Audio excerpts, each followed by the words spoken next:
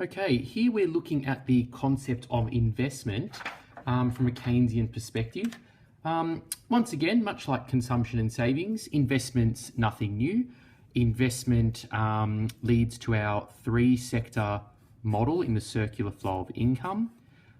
This idea that we have the production sector pays consumers or households an income. Households can then choose to spend their money through consumption expenditure or save their money through the financial sector, and then in time invest that money. So that investment section of the three-sector model is what we're going to look at from a Keynesian perspective. Now, when we think about investment, we're thinking about investment in Australia, okay, by Australian firms. So we could call this, if we're going to use, the fancy economic terminology, the gross private domestic investment. Okay.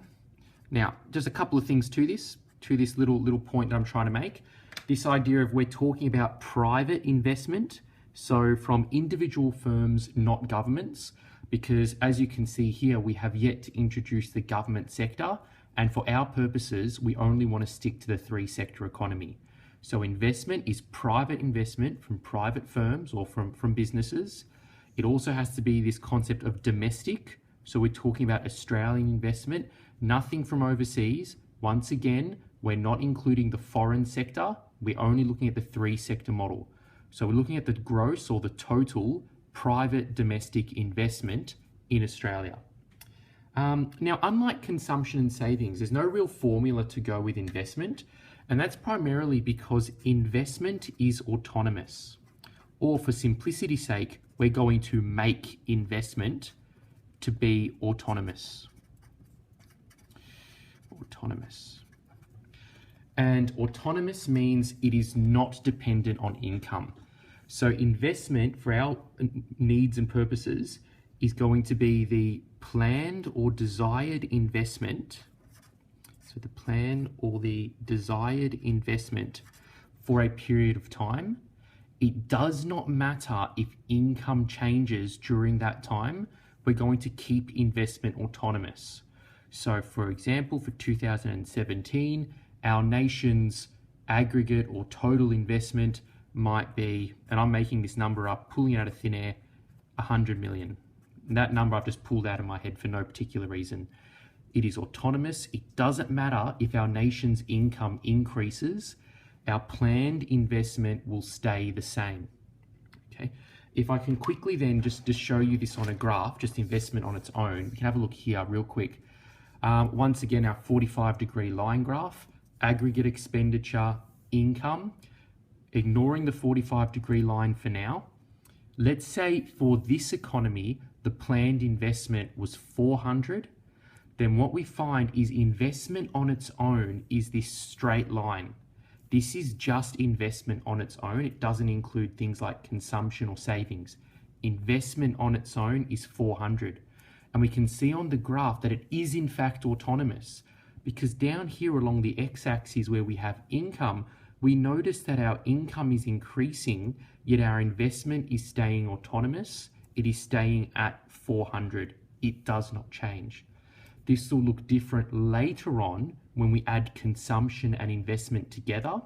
But for now, when investment is autonomous and we're just looking at investment, it will stay constant regardless of changes in income.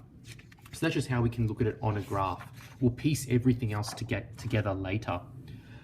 I guess another important thing about this idea of autonomous investment or investment altogether is that there are two factors that can really influence the level of investment in an economy. And I think it's good to be aware of what these two major factors are. The first one would have to be interest rates. And the interest rates which are very, very much influenced by the cash rate of the Reserve Bank of Australia.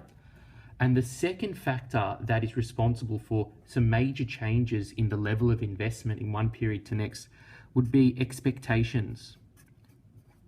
Expectations of households, expectations of businesses, in what are they predicting will happen in the future. Now, the best way we can, I guess, visualize this is look back at our trade cycle from a little while ago. This idea that we look at economic growth over time. And what we're trying to do is we're trying to land in a zone of desired economic activity. Now, investment really struggles when we're not in that zone of desired economic activity. If we're above the zone of desired economic activity, it's generally characterized by high interest rates. And during periods of time where interest rates are really high, firms are less likely to start new investment projects as the cost of money increases. I know it sounds weird, the cost of money increases, but if the interest rates you have to repay on a loan are incredibly high, less firms will be likely to invest during these times above the zone of desired economic activity.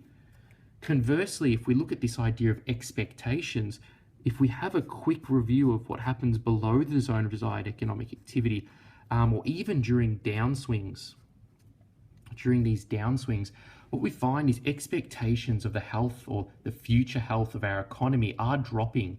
So businesses and consumers are thinking, okay, we're heading into the period of potential recession, therefore people would tend to save their money, and that expectation really isn't doing investment any favors.